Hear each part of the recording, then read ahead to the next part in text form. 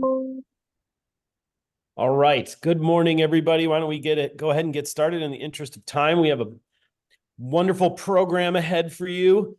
If you want to go ahead and say hello in the chat, and tell us where you're reporting from, your organization, share a little bit about what you're doing to adapt to a changing climate in the Southeast region. Say hello in the chat. We always like to see a little bit of community being built around these webinar series.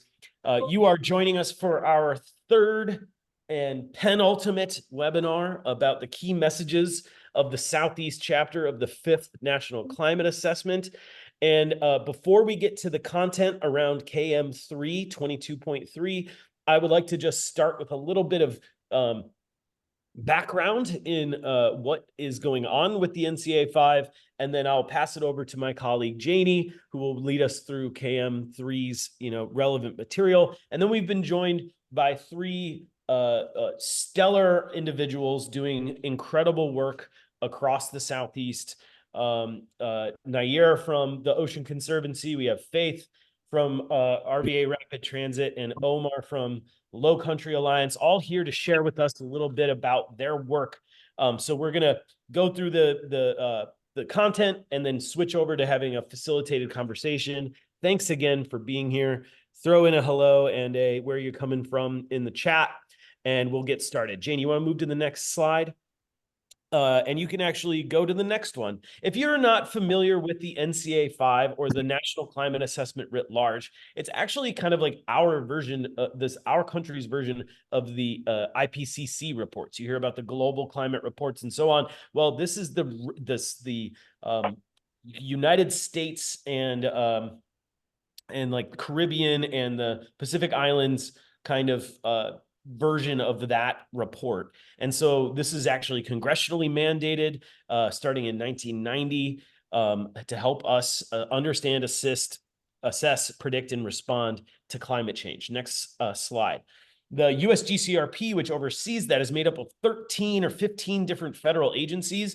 And so we wind up with a variety of different chapters. If you're not familiar with the NCA 5, I encourage you to go to NCA 5 or nca2023.globalchange.gov and look at a variety of the different chapters that you have. We have basically split into two main types, the topic chapters and the regional chapters. This is really great, the national topics, so you can kind of explore things that are relevant to you and your work at writ large across the country, things like air quality or tribes and indigenous peoples or ecosystems and biodiversity. Two new chapters appeared in the topics. This in the NCA 5, an economics chapter, as well as a social systems and justice chapter, which really resonates with the content of the NCA 5 Southeast chapter, which has rooted our discussion of climate change in the inequities that we see in the present day, juxtaposed against the threats of a climate changed future. Speaking of that, there are regions all over the country. We are in the Southeast, comprised of 11 different states, from Florida up to Virginia, over to Kentucky, down to Louisiana. So it's a huge portion of the country, very uniquely threatened by climate change, intensification of weather extremes, and so on. So definitely go and take a look at all the variety of different things that are in the chapters. It's a great piece of scientific assessment, and there's even some art in there too. So next slide, please, Janie.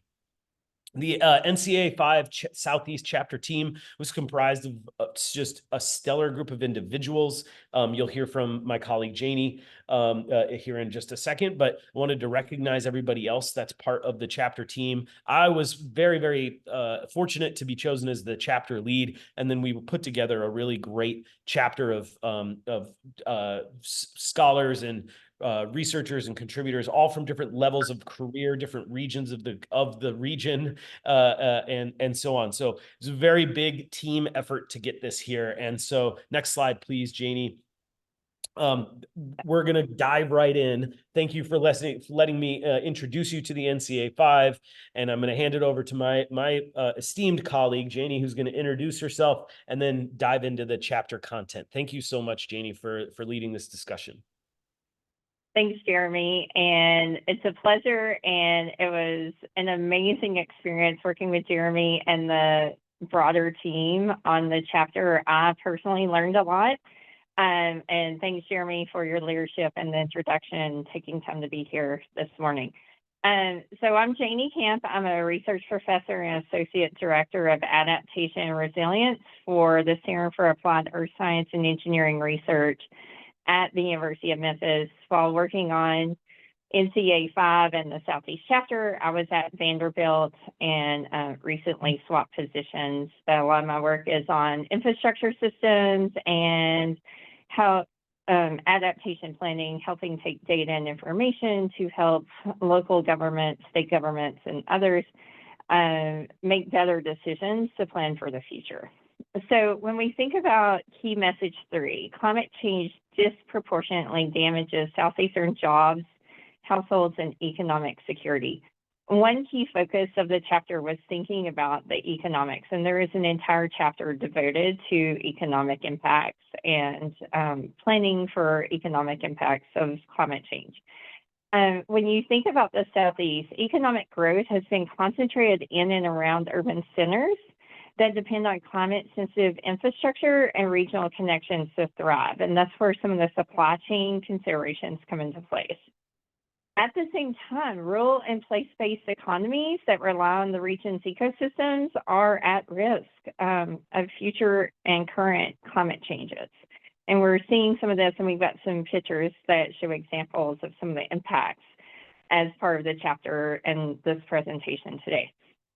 Global warming is expected to worsen the climate-related impacts on economic systems, labor, and regional supply chains across the Southeast. And we anticipate disproportionate effects on frontline communities. So we need a coordinated approach that recognizes present-day inequities and interdependencies between rural and urban communities. Those will be necessary to secure economic vitality across the region moving forward. And we looked at this across different sectors, thinking about livelihoods and various aspects. So when you think about household income across the U.S., and where do we have some of these communities that may need more help to adapt and prepare for the future, or are less able to respond to the impacts of climate change and the extreme weather events that come with that. In the Southeast, children who are born to parents that make the lowest incomes also tend to earn low incomes as they become adults. And this is especially true with frontline communities. This graphic is one of the graphics I feel like we should all be proud of as the chapter team. It was amazing thinking about how we put all this data and information together into a visual representation of some of the challenges across the Southeast. And personally, I feel like sometimes they say a picture's worth 1,000 words, but graphic like this can be worth much more. So the red hues represent rural capacity index, and that's measured by under-resourced governance structures and limited public participation in civic processes. The blue hues represent the household income across families and communities. So the lack of resources in some of these communities that are represented by the dark, almost magenta, purplish color, those show the least capacity or some of the most challenging areas. But lack of resources can leave these communities more at risk from damages due to climate change in comparison with neighboring counties and other regions. We also looked at projected annual economic damages due to unmitigated climate changes. Direct annual climate damages, as measured by the percent of county GDP, are projected to be especially large in the Southeast when compared to some of the other regions. And this map shows damages under a very high emission scenario of a relative concentration pathway of 8.5 at the end of the century. So you can see the projection is not good for many counties in the Southeast. As I mentioned earlier, there's already damages and impacts being felt across the Southeast due to extreme weather events and climate change. As you can see in these photos, several communities and types of systems are being impacted by extreme weather events. So in the top left, we have a flooded neighborhood in Kissimmee, Florida, after Hurricane Ian. And then we also have drought conditions in Alabama, showing the cattle in essentially barren fields. That was from 2016. We can have drought-induced low flow conditions on the Mississippi, as shown in the bottom right, which can cause barges and towboats carrying cargo to become stranded for several days. And that actually happened in 2022. And then the bottom left is showing some flood damages in Northeast Arkansas, which can impact transportation systems, crop production, and supply chains across the board in agriculture and other sectors. But there is hope, and efforts are being made to help the future outlook and reduce impacts of climate change. As a chapter author team, we wanted to focus on proactive adaptation as part of our message across the Southeast. With future climate impacts under a moderate relative concentration pathway of 4.5, the U.S. transportation system will see potentially billions of dollars in damages by 2050. And that's across the board. The Southeast is not immune to this, and then we'll see significant impacts also. On the left-hand side of the graphic, you can see the additional annual average system costs compared to 1986 to 2005, that time period, in 2018 dollars between rail and railroad. So rail is not as prevalent across the region, although we have a lot of railroad, but it doesn't just reach into all communities the same way that roadways do. So that's part of the difference between the rail and roadway. So we have no adaptation on the left and then proactive adaptation on the right. While there's going to be damages regardless of what we do, we can reduce those damages by doing proactive adaptations, such as including temperature sensors for railroad tracks and working to reduce disruption times for roads undergoing repairs. We also looked at the inland waterway system, which is extensive and a key resource for our country, with a lot of cargo both leaving the U.S. and coming into it with various goods and commodities such as agriculture, steel, and other things that come and go using the inland waterway system.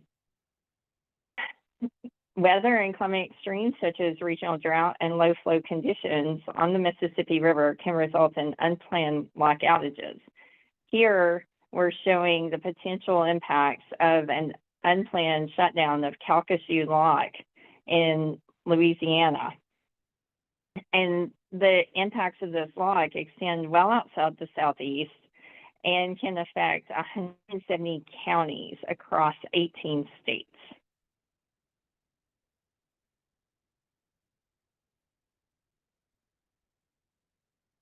Another consideration in the Southeast, especially within the Tennessee Valley Authority regions, which I'm part of, and other areas of the Southeast, is energy systems. We have lots of different energy systems, and energy affects multiple other sectors. So a consideration is the interdependencies of sectors. So thinking about one sector of infrastructure going down or having outages can affect others. So we wanted to also look at energy because energy is important when thinking about livelihoods, but also human health. And there's a whole section on human health in our chapter that's covered in another webinar. But when you look at the Southeast, we face some of the highest economic risks due to energy infrastructure damage without proactive adaptation measures in place. So energy utilities and policymakers could potentially mitigate some of this by anticipating climate risks to the grid infrastructure and invest upfront and strengthening or hardening these systems in advance of damages. What you see here is a 2050 scenario under an intermediate or moderate relative concentration pathway. Proactive adaptation could save as much as twice the total cost of no adaptation. And ultimately, these costs of damages, which cannot be completely removed, are transferred to customers. And many of those customers, if you think back to some of the other figures, are individuals that may be low income and are struggling to, pay their utility bills as is without additional costs added. Ultimately, you can find out more about our chapter using the link below. There's options to connect using social media. And you can visit and see all the chapters, as Jeremy said, by going to NCA2023.globalchange.gov. So this concludes the presentation of the key message number 3, and we're going to shift to the panel. I will stop sharing for the panel discussion. And we'd like to have the conversation with Faith Walker with RVA Rapid Transit. And I'll ask each to make an introduction individually as we shift to each one. We're going to talk about their perspectives on the chapter and how it applies in each individual's work and their organization's work, and then open it up for broader questions. We have Omar Muhammad from the Low Country Alliance for Model Communities, and Nair from the Ocean Conservancy.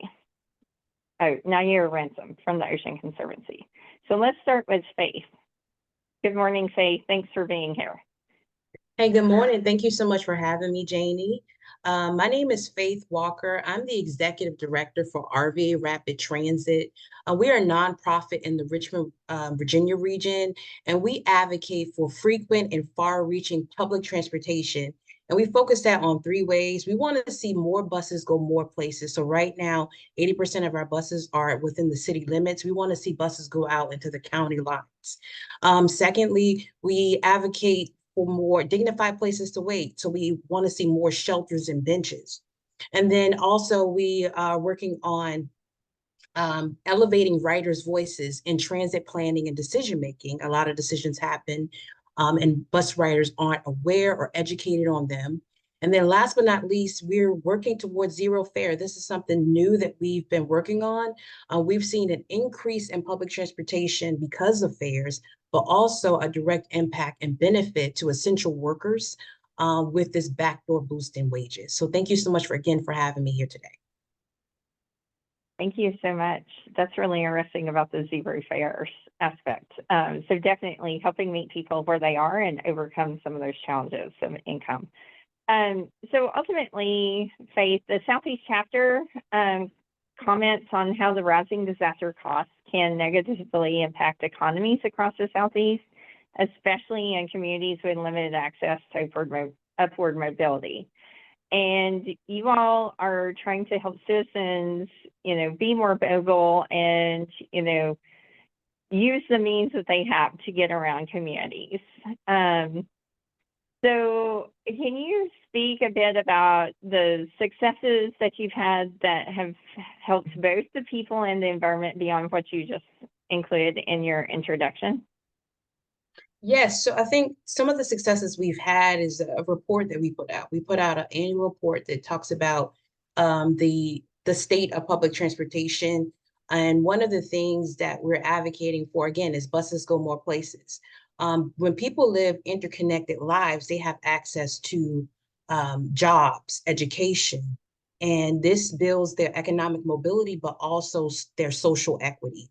And so because of the advocacy that we've had, it's increasing those extensions. Also, again, zero fare. Of course, the pandemic took a hit where transit agencies around the nation decided to go fare-free to cut down on the risk of COVID-19. But within our region, our ridership didn't decline like others because people were working from home. So who was riding the bus in the middle of a pandemic to risk infection? it was essential workers. So we realized that our core ridership was really essential workers, the folks who kept our city running. And so we got behind those essential workers and advocated for zero fare. Our system has been free for the last 4 years, and we've seen an increase over ridership, as we know that the number one cause of emissions is transportation emissions. And so we're seeing an increase of people switching from their cars, or it even could be economically. People can't afford a car. And so it's either benefiting them where they are incentivizing because it's free and they're getting on the bus, but also they just can't afford cars. And so those are, I would say, the two big wins that we've had. Awesome. Can you speak to some of the challenges? Because I know even here in Nashville, it's challenging with, trying to transition to, electric buses and meet everyone where they are and staffing. What have been the hurdles that you all have encountered while advocating for, free rides and also high quality public transportation that goes more places? Well, the concept of zero fare seems, for some people, it seems, people should pay their fair share. I mean, that's a common thread. But with our region, we realizing that only 10% or less than 10% of a small metropolitan area, just like we can't compare ourselves to transit agencies or regions like New York or DC that a third of their fares is based on their overall budget. But with ours, it's less than 10%. So we have a $70 million budget and we only collect about 6.8 million in fares. So it's a small fraction. And so just the concept of free buses is totally new and uncomfortable for some people. But one of the things that we have to input is that, hey, this is getting people out of their cars. This is encouraging people to ride. This is adding more economic benefit to essential workers when they're not getting raises. Rent is up, food is up. This is actually adding to the use of people who use it every day. So this is helping folks. And then also too, shelters. We've had we're realizing that we know for sure that heat stress is a common thread, especially in the Black and Brown communities. And one of the things that we're advocating for is that more shelters and benches be installed to mitigate that. And so what we're able to do, if more buses are being operated with air conditioning, this is definitely decreasing heat stress on these communities, but also if we have more shelters installed. And so we definitely have some hurdles when it comes to right now. The governor of Virginia has put in a 3-year clause for HB 285. This helps state agencies remove some of that slow process installing bus shelters.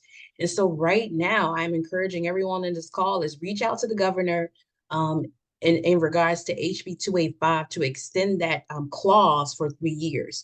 Because what this will do is allow not just the Richmond region to have more shelters, but more shelters throughout the entire state. And so, and those are some of the hurdles. Mm-hmm.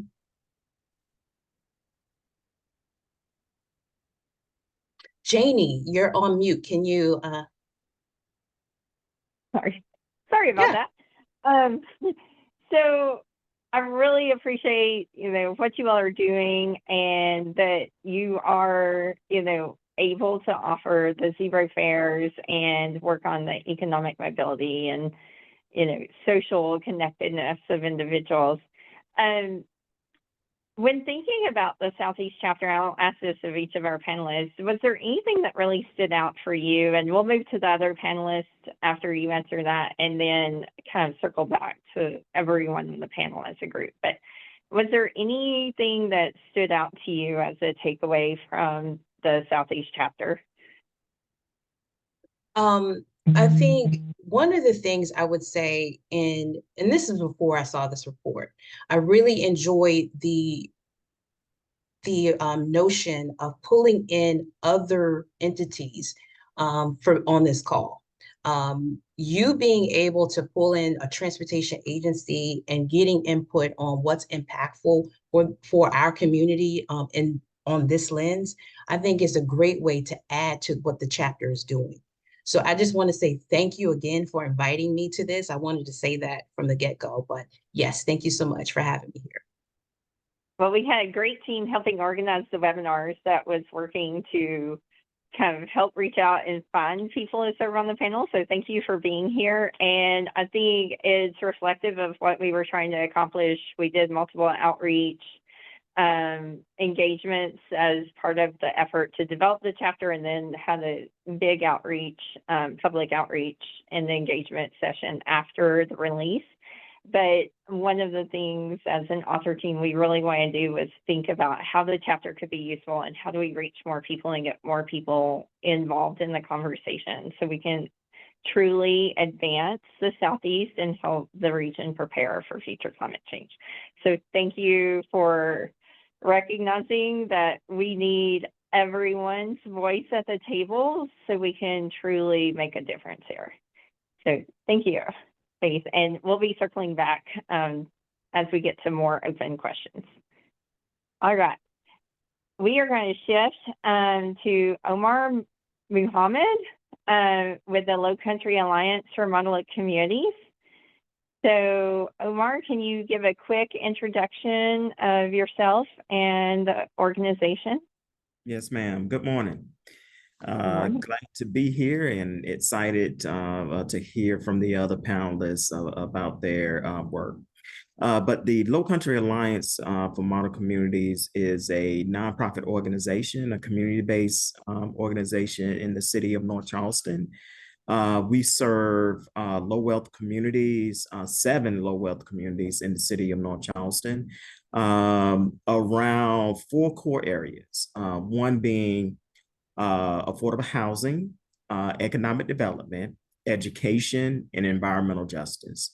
And we work on these 4 core areas because it is our belief that when we holistically address concerns in our communities, particularly around their quality of life, we move people from out of poverty. We build healthy families, which in turn builds healthy communities. So the topic today around climate realities that we all are facing is a real challenge in many low wealth communities that are facing disproportionate impact from the impacts of climate change.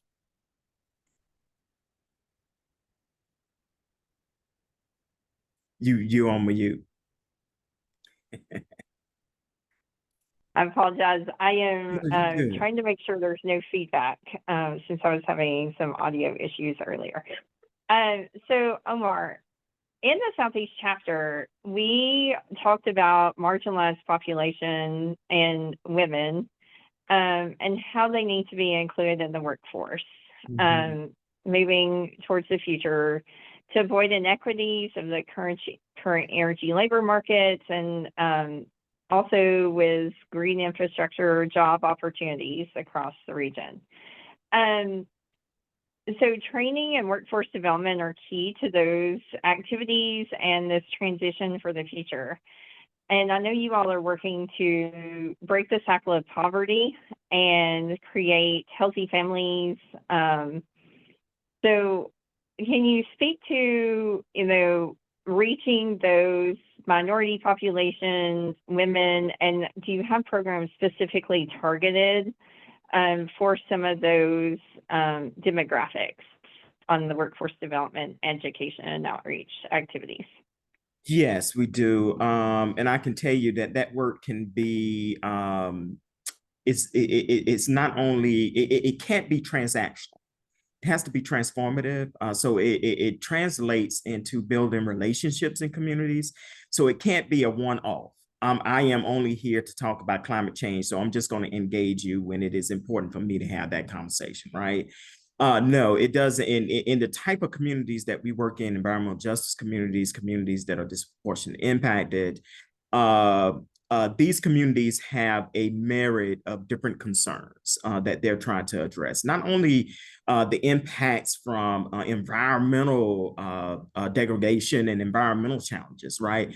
They also have quality of life. How am I going to pay my mortgage? How am I going to, properly heat and cool my home, which is a climate reality that many people are facing? How do I pay for my medicine, et cetera, et cetera? So just basic day-to-day quality of life concerns. So how we go about engaging communities, and we take this from the definition of environmental justice. Communities must be meaningfully engaged. That doesn't mean that we go to them with a pre-baked plan and or strategies and say, what are your thoughts around this plan or strategy? But we co-create these solutions. We co-create pathways to be able to address particular concerns with the community. What that allows us to do is to better understand the challenges that they are facing. And then we do not see ourselves as being the experts in the community. The community is the expert. And we just walk alongside them with the resources that we have, networks that we have, and we co-create solutions to address some of the challenges that they are facing. But that is our strategy, and that strategy has worked for us for many years. Okay, great. So one of the questions that we actually had for you was, what initiatives have you implemented that has the most potential to help people achieve economic prosperity, kind of moving forward, thinking about a low carbon economy in the future? So are there any specific programs that you could share that might be models for other organizations? Yeah, so we have two. One, first, I think communities need to understand and be able to articulate the challenges that they're facing in it from an environmental lens. So we have a training program called EJ Strong. We have partnerships with DHEC and partnerships with University of South Carolina, Clemson, the College of Charleston, around training communities to be able to identify those hazards, right? And this is self-defined by the community, what those hazards are.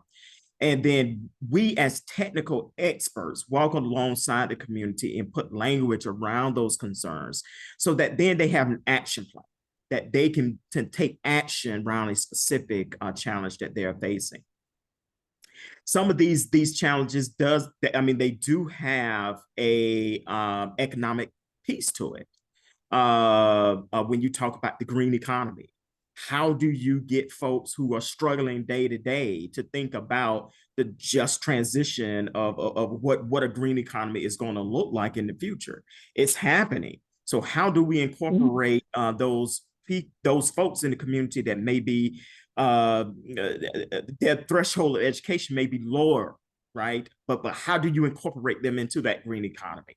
How do you incorporate those folks that are underemployed and underemployed in the community into this next line of green economy? How do you begin to have them think about business development? What does that look like? And we can never forget about the youth participating in this green economy as well.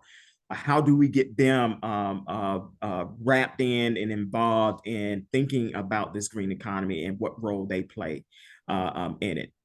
The other challenge is going to be it's the education piece. We know that there's a transition from fossil fuel to more renewable sources. How do we educate our community to begin to look at those renewable sources and what roles they play in encouraging those type of infrastructures to be integrated into their communities, right? We cannot create these isolated communities where this green economy leaves them behind.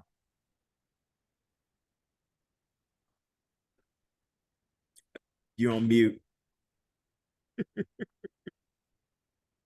Okay. Maybe by the end of this, I will remember to unmute myself before talking. Right. Thank you.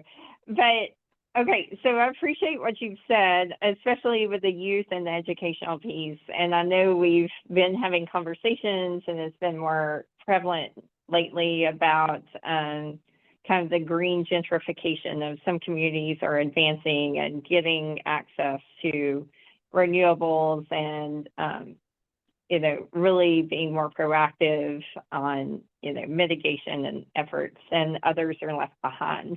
So I appreciate that you brought that up, and not leaving others behind, as some are advancing and adoption of renewables and those things. Can you speak about how kind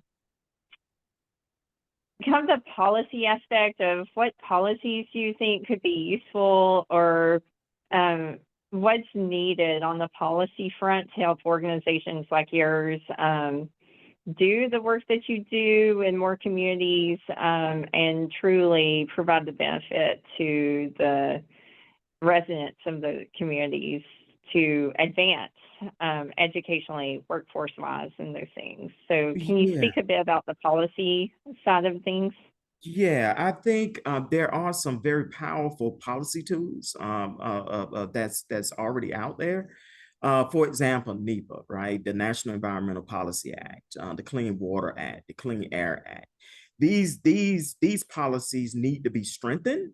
And what happens is that when we have shifts or changes in political priorities, sometimes these types of policy gets hit. They're the first ones to get cut, get hit, get reduced, right?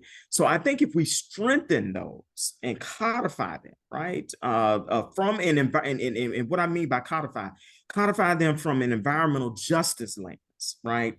That we are looking to strengthen these types of policies and these types of laws by looking at cumulative impacts in communities and also climate impact, right? And not looking at these as isolated policies or tools, but looking at them in a holistic way, and how these types of policies can be used to improve communities and redress some inequities from communities when it comes to disproportionate burdens by environmental injustices that have happened in environmental justice communities for decades. Awesome. Thank you. You're welcome. I'll ask you similarly. I like the idea of, the more holistic mindset. I think that needs to be applied to a lot of things. But I'll ask you, similar to what I asked Faith, with the Southeast chapter, and specifically key message number 3, but broadly across the chapter, was there anything that stood out for you as a key takeaway that you just resonated with you, or you found insightful or useful for your work? I think generally, I believe what we find useful for the work that we do is this ideal and concept around working together, breaking down silos, not working in isolation of each other, right? But working collaboratively, complementary with each other. I definitely think that is the way to go with this work, right? And it's in any work that we do. We cannot do it alone. We must have other organizations that walk alongside. Not only community-based organizations, but the residents themselves. Because ultimately, I think when we work together on these type of critical issues that impact us all, right? Impact us all, particularly communities that contribute the less to climate change, but are impacted the most by that, by the realities of climate change, right? I think once we realize that we all play a role, that we will actually see this idea of addressing climate in a collaborative way. That this is not an issue of one group one area or one global society that is trying to address this, but this is a effort that humanity must take up, and we must do it together. I love that. I appreciate that. Thank you so much. Yes, it is something we all have to manage and deal with and work together to try to mitigate. So thank you. We'll pull you back in as we need for audience questions. I'm going to go ahead and shift to Nair. Hopefully I got that right. Nair Ransom with the Ocean Conservancy's she's with the they are with the Ocean Conservancy. I'm sorry, I'm just messing with stuff. With the serving as a port community liaison with the Ocean Justice team. So Nair, can you please introduce yourself? Hi, my name is Nair Ransom, and I am with the Ocean Conservancy. My specific title is Port Community Liaison for the Southern Louisiana region. I have a colleague in Hampton Roads, Virginia, and Miami, Florida that does similar work. We are specifically working with communities in a similar capacity to how, what Omar mentioned. We liaise between Ocean Conservancy and community organizations, and to some degree our port entities, to essentially try to create collaborations, create solutions, network across multiple organizations for the objective of, a cleaner shipping corridor. We monitor things that are happening in our region. We also have done work with resourcing some of the folks in the area that are doing, environmental and environmental justice work. So, that is kind of a broader overview of what I do. Specifically, Ocean Conservancy is focused on creating collaborations, working with folks to create evidence-based solutions for a healthier ocean, the wildlife and communities that depend on it. And, our vision is a healthier ocean supported by a more just world. The whole of Ocean Conservancy, we have a multitude of different programs and initiatives that we work towards. Most famously, our ICC, International Coastal Cleanup. Also, doing work, engaging with policy initiatives and so on and so forth. So happy to be here. Thank you for inviting me. Thank you. So when thinking about the Southeast, many of the states in the Southeast region are on the coast. So it gives the region a unique opportunity to think about climate change through ocean-based solutions. And I know you have the Ocean Conservancy has a Confronting Climate Change program, thinking about solutions. So can you speak briefly about that program? I will say, as a liaison, we tend to work kind of as cross-cutters between multiple parts of the organization. Yes, you mentioned we are under the Ocean Justice umbrella. So we tend to collaborate and have kind of conversations with folks about like what mitigation and adaptation looks like, what they stay very abreast on like research and things of that nature. And I will say from the perspective of where I sit, I will just be totally transparent that, I'm not involved in the day-to-day of, of that particular program, but they are extremely instrumental in, where I sit, working typically in communities in the Southern Louisiana region, who may not always have access to, like what can we do? They're super helpful in being like, hey, these are some solutions that are happening. These are some of the ways that other communities have approached anything from advocacy to, like government engagement to, like even just like citizen-led initiatives in a conservation, mitigation, resilience space. And they help us kind of bridge that gap in information for a lot of our community partners. Okay, awesome. Thank you.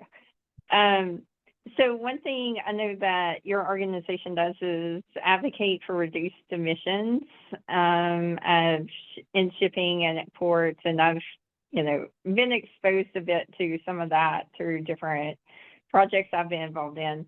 But I think one of the things we'd like to talk to you about is thinking more about the supply chains and disruptive events, and thinking more about how some of the infrastructure planning in ports and coastal areas doesn't always utilize the best available climate data, and there's not a lot of coordination across the region. So how can we better do adaptation and mitigation for shipping and ports in the southeastern region of the U.S. to help protect the transportation sector? Do you have some thoughts on that? I think you pretty much hit the nail when it's like doing better with coordination, but also understanding that frankly, different ports have, like different, like needs. And also a lot of it does come down to port governance structure. When we're looking at like working in the South Louisiana region specifically, I'm mostly looking at the Port of Baton Rouge, Port of South Louisiana, Port of New Orleans. And to some degree, I was, kind of excited to see Calcasieu show up. I don't do a lot of work in that area, but I'm aware of, the things that are happening in that space. But even just along the Mississippi River, right? Those three ports have very different like port structure in terms of like port governance. So, a lot of those conversations are like, how do we, create a system or at least create like lines of communication and things of that nature, you know, to make sure one, ports are working with the most up-to-date data. And a lot of it also comes down to like this perpetual tension between, like what are we doing in terms of like climate work and like are we protecting our economy? That is a lot of the things that I think about on a day-to-day basis, that a lot of this conversation definitely comes down to how we have structured our global economy, what goods are being moved from where, the kind of immediacy that we've created in our, I will say from a certain perspective, in our consumption, right? The things that we've got used to in terms of immediacy, speed, like we want it and we want it now. And like how are we shifting to like a more sustainable economy, right? That the shipping industry also supports, right? And that includes, like cleaner fuels. That includes even, when we're talking about reducing emissions, one of the most immediate things that we can do now is slow ships down. So that they're not burning off fuel to, like make what could be a 3-week trip, a week and a half trip, things of that nature. So, those are some of the more immediate solutions. And then also looking into like cleaner fuels and also asking like, is this actually a cleaner fuel, right? And combating some of that disinformation that, like folks are like, this is a clean fuel. I'm not gonna get into too many specifics.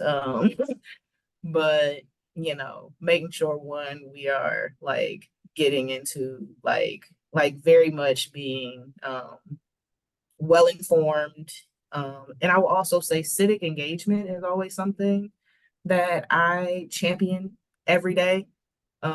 Port commissioner meetings in a lot of places are a public meeting. But I've frequently shown up to port commissioner meetings and I've been the only public in this public meeting. And I guess it's also a combination of like, we don't necessarily talk about the impact that ports actually have on our day-to-day lives. We're all aware of our, city council, we're all aware of our school board. And I know it's kind of like yet another meeting to be put on our calendar. But when we're talking about the economic impacts of our like local communities and things of that nature, and frankly, how a lot of our cities were built, right? A lot of our cities were built around these ports because it's this huge economic engine that pretty much touches almost every space we exist in. So my bad, that was long-winded. Thank you. You've kind of answered some of the questions we had for you indirectly in your comments. So briefly, I'm going to ask, can you speak to some of the policy issues that are in play? I mean, I know the EPA has done some port studies. The Corps of Engineers came out with a port resilience guide last year. And so there's some of these initiatives to think about emissions around ports and then resilience of the ports. So can you speak to some of the policy issues that you're watching that you see, have some promise or benefit or even concerns for activities around the ports and coasts? So the first two like policies that very much like come to mind are the Clean Shipping Act that kind of sets standards for like fuels being used and also has this commitment for like 100% emissions reductions by 2040. It sets requirements for like import emissions, as in like while they're at anchor or at berth, which while ships are sitting in the port, being unloaded and loaded, a lot of times their engines are still running, right? And these are where, the wind will carry a lot of these emissions into communities that are typically Black and brown working communities, low income communities, things of that nature, which, neighborhoods and, communities surrounding ports are typically have higher rates of like childhood asthma and like respiratory issues and things of that nature, for the simple fact that at the present moment, like ships are pretty much burning just like,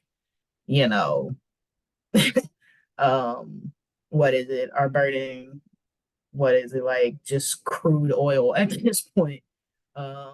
Let me not say crude, that's not the exact word, but Petroleum products. yes. But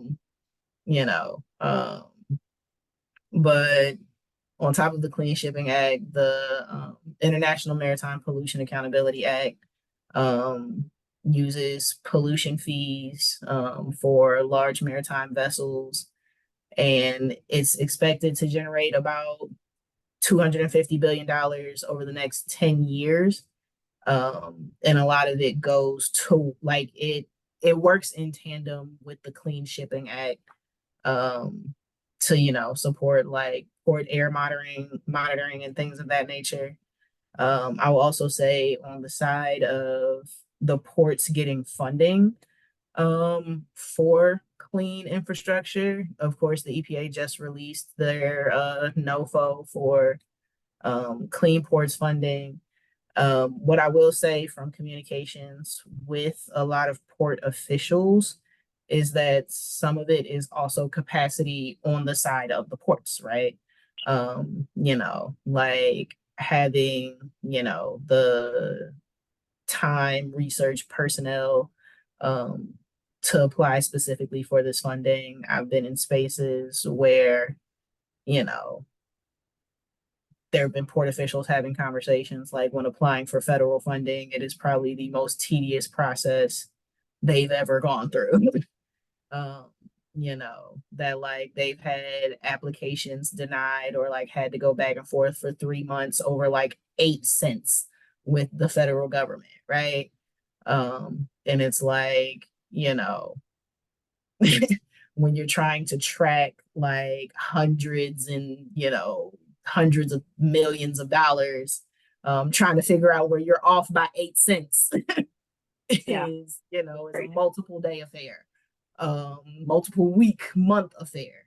And just being able to like, you know, once again, some of it depending on the size of the port, the capacity of the port, the staffing of the port, all of those things play a major role. So like those are some of the things that like in terms of like policy and like um specifically like funding and things of that nature that I've been seeing or like hearing in terms of like getting like transitioning into this space. But also the combination of like the government and policy can only do so much over here. And that a lot of it is kind of the responsibility of like the private, you know, the private sector or even just like local municipal regulations. Awesome. Thank you. All right. We are running out of time. So I want to know if there's any, thank you so much, Nair. I heard a lot of good things from our panelists, including, you know, it takes everyone working together. Policy can only do so much. You have to meet people where they are and think about what their needs are. You know, the co-production, really helping people put words and language around the hazards and challenges that they're facing so that we can start to address those.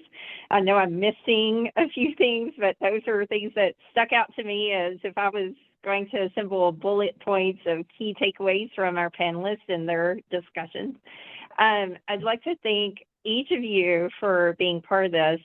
I know we're running short on time, so I'm not sure if we have much time for questions. Kaylin or Bobby or Jeremy, do you have any final, you know, I don't see questions really in the chat, but I'm sure people can reach out to the panelists if they want. I know this is being recorded. If you didn't catch everything, you could circle back. I really appreciate Kaylin and Bobby and Kathy Dello, who was one of our chapter authors that has been helping facilitate these webinars this spring. The team over at NC State and the State Climate Office there, and Jeremy for being our fearless leader through a long process to get to this point. But any final thoughts? Yeah, Jeremy? so thank you to the panelists.